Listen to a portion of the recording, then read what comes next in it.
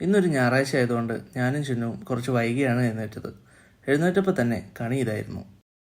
തലേദിവസം പ്ലാൻ ചെയ്ത പോലെ പത്തിരിയും ചെറുപയറുമാണ് ഇന്നത്തെ ബ്രേക്ക്ഫാസ്റ്റ്. അതുകൊണ്ട് രാവിലെ വലിയ കൺഫ്യൂഷനൊന്നും വേണ്ടി വന്നില്ല. ചിന്നു ബ്രേക്ക്ഫാസ്റ്റ് ഉണ്ടാക്കുന്ന തിരക്കിലാണ്. മറ്റു ചില പണികളുമായി ഞാനും കൂടെ തന്നെ ഉണ്ട്. അവധി ദിവസത്തെ പാചകവും വീട്ടുജോലികളും ഞങ്ങൾക്ക് വലിയ ഭാരമായി തോന്നാറില്ല. ചെറിയ ചെറിയ തമാശകളും പിണക്കങ്ങളും കളിച്ചിരികളുമായി ആ നിമിഷങ്ങൾ പെട്ടെന്ന് കടന്നുപോകും. അങ്ങനെ ബ്രേക്ക്ഫാസ്റ്റ് കഴിഞ്ഞ ദിവസം റിലീസായ വെബ് സീരീസും കണ്ടിരുന്നു. ഒറ്റയിരിപ്പിൽ തന്നെ ഞങ്ങൾ മുഴുവൻ എപ്പിസോഡും കണ്ടു തീർത്തു. ഉച്ചഭക്ഷണം ഫ്രിഡ്ജിൽ സ്റ്റോക്ക് ഉണ്ടായിരുന്നു. അത് ചൂടാക്കി കഴിച്ചു.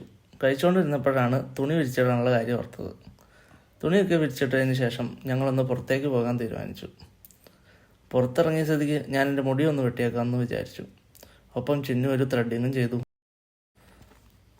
അവിടെ നിന്ന് ഞങ്ങൾ നേരെ പോയത് ഞങ്ങൾ സ്ഥിരമായി പോയിരിക്കാറുള്ള ഒരു വഴിയിലേക്കാണ്. ശേഷം ഒരു ചായയൊക്കെ കുടിച്ച് ഞങ്ങൾ വീട്ടിലേക്ക് മടങ്ങി.